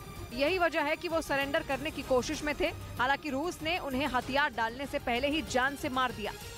और इस बीच जम्मू कश्मीर के अनंतनाग का तेथन गांव आजादी के 75 साल बाद रोशन हुआ। वहां पर 75 साल बाद बिजली का कनेक्शन लोगों के घरों तक पहुंचा। और अनंतनाग का तेथन गांव पीएम विकास पैकेज स्कीम के तहत रोशन हुआ। इस गांव में 75 सालों से लोग अपनी जरूरतों के लिए लकड़ी, मोमबत्ती और दिए पर निर्भर थे। उधर खबर है कि रूस के तेल पर लगे प्राइस कैप का बड़ा फायदा भारत को मिलेगा। खबर है कि रूस का जो तेल अब तक यूरोप के देशों को पहुंचा करता था, वो अब भारत को सप्लाई किया जाएगा, जिसका सीधा मतलब ये है कि रूस और भारत के बीच का कारोबार प्राइस कैप के बाद और ज्यादा बढ़ना तय है। भारत पहले ही रूस का कच्चा तेल खरीद रहा है, जिस पर रूस भारत को तगड़ा डिस्काउंट भी दे रहा है। यूक्रेन में जंग छिड़ने के बाद से ही अंतर्राष्ट्रीय बाजार में कच्चा तेल महंगा है, लेकिन रूस से मिलने वाला डिस्काउंट भारत के लिए मुनाफे का सौदा बना हुआ था। भारत जितना ज्यादा कच्चा तेल रूस से लेता है, उतना ही उसे तेल पर मुनाफा होता है। लेकिन खबर यह है कि आर्कटिक से निकलने वाला रूस का कच्चा तेल अब तक केवल यूरोप तक पहुंचता था, लेकिन अब वो कच्चा तेल भी भारत को सप्लाई किया जाएगा, जिसका सीधा मतलब ये है कि भारत कच्चे तेल पर होने वाले खर्च को कम कर पाएगा। और उधर खबर है कि पंजाब के तरन तारण में जेल में बंद सिद्धू मूसेवाला की हत्या के 2 आरोपियों ने दूसरे कैदियों पर हमला कर दिया, जिसमें 3 कैदी घायल हो गए। और सिद्धू मूसेवाला की हत्या के आरोपी गैंगस्टर दीपक टिनू और मनदीप मना पर आरोप है कि उन्होंने तरन तारण की गोविंदवाल जेल में अपने साथियों के साथ मिलकर इस घटना को अंजाम दिया। इसमें 3 कैदी घायल हो गए, जिसके बाद जेल प्रशासन ने इस घटना की जांच शुरू कर दी। उधर ज्ञानपीठ पुरस्कार से सम्मानित कवि प्रोफेसर रहमान राही का 97 साल की उम्र में निधन हो गया। उन्होंने श्रीनगर में अपने घर पर अंतिम सांस ली। और उनके निधन पर उपराज्यपाल मनोज सिन्हा और पीडीपी अध्यक्ष महबूबा मुफ्ती ने शोक जताया। जम्मू कश्मीर के कवि प्रोफेसर रहमान राही को साल 2000 में पद्मश्री पुरस्कार, जबकि 2007 में सबसे बड़े साहित्य सम्मान ज्ञानपीठ पुरस्कार से नवाजा गया था। इस बीच पश्चिमी मीडिया ने ये दावा किया कि यूक्रेन ने रूसी सेना के कब्जे वाले डोनेस्क के एक इलाके में जमकर गोलीबारी की, और बताया जा रहा है कि यूक्रेन की तरफ से किए गए हमलों में रूस को भारी नुकसान उठाना पड़ा, क्योंकि ज़ेलेंस्की की सेना ने पुतिन की फौज पर चुन-चुन कर रॉकेट बरसाए। पश्चिमी मीडिया के मुताबिक यूक्रेन के हमलों में रूस के 2 थर्मल पावर प्लांट पूरी तरह से बर्बाद हो गए, जबकि उसके कुछ सैनिक भी घायल हुए। बताया जा रहा है कि रूस के कब्जे वाले डोनेस्क के कई इलाकों में यूक्रेन की सेना तेजी से गोलीबारी करते हुए आगे बढ़ रही है। यूक्रेन का दावा है कि उसके सैनिक लगातार पुतिन के जवानों को पीछे हटने पर मजबूर कर रहे हैं। पश्चिमी मीडिया के मुताबिक यूक्रेन की सेना डोनेस्क में रूसी फौज को कहर बरपाने का कोई मौका नहीं छोड़ रही। और खबर है कि ऐसा इसलिए क्योंकि ज़ेलेंस्की के जवान अब किसी भी सूरत में डोनेस्क को पुतिन के पंजे से छुड़ाना चाहते हैं। पश्चिमी मीडिया का दावा है कि डोनेस्क में रूसी सेना हथियारों की कमी से जूझ रही है, और इसी का फायदा उठाते हुए यूक्रेन अब रूस पर कहर बरपाने का कोई मौका नहीं छोड़ रहा। पश्चिमी मीडिया के मुताबिक यूक्रेन की तरफ से किए गए रॉकेट हमलों में रूसी सेना को भारी नुकसान उठाना पड़ा। बताया जा रहा है कि रूसी सेना की डोनेस्क के जिन हिस्सों पर कब्जा किया है, उसको यूक्रेन धीरे धीरे छुड़ा रहा है, लेकिन ये पुतिन के लिए किसी बड़े झटके से कम नहीं है, क्योंकि इस जंग में उनके हाथ अब तक ज्यादा कुछ नहीं लगा है। लेकिन अब अगर डोनेस्क भी यूक्रेन वापस ले लेगा तो पुतिन के हाथ कुछ नहीं बचेगा।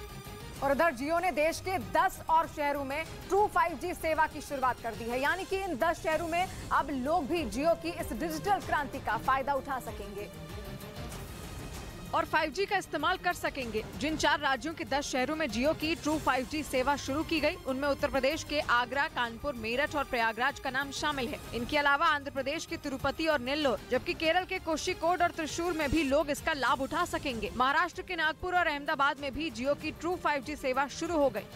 उधर चीन के चांगसिंग शहर में नौकरी से निकाले गए सैकड़ों कर्मचारी पुलिस से ही भिड़ गए, जिसका एक वीडियो भी सामने आया, जिसमें वो पुलिस वालों पर हमला करते नजर आए। सामने आए वीडियो में लोगों के हमले से बचने के लिए पुलिस के जवान पीछे हटते दिखाई दिए, लेकिन गुस्साई भीड़ के हाथ जो भी आया वो उसी से उन पर हमला करती रही। चोंगसिंग शहर की सड़कों पर उतरे प्रदर्शनकारियों ने काफी देर तक हंगामा किया। चीन में कोरोना महामारी को लेकर लागू प्रतिबंध हटा दिए गए हैं, लेकिन आरोप है कि लोगों को काम से अब भी निकाला जा रहा है। बताया गया कि वायरल वीडियो चोंगसिंग शहर के एक कंपनी के बाहर का है, जहां नौकरी से निकाले जाने से नाराज कर्मचारी प्रदर्शन कर रहे थे, लेकिन जैसे ही उन्हें रोकने के लिए पुलिस उनके बीच आई, उन्होंने पुलिस वालों को भी नहीं छोड़ा। हवा के पर कतरना अब जरूरी हो गया, हवा के पर कतरना अब जरूरी हो गया, परवाज भरना अब जरूरी हो गया। 100 बात की एक बात कही शाद ने, खामोशियां अब हावी हो रही हैं, खुलकर बात करना अब जरूरी हो गया। तो मिलते हैं कल, जब घड़ी इशारा करेगी 9 बजे रात का। वक्त एक बार फिर होगा 100 बात की एक बात का।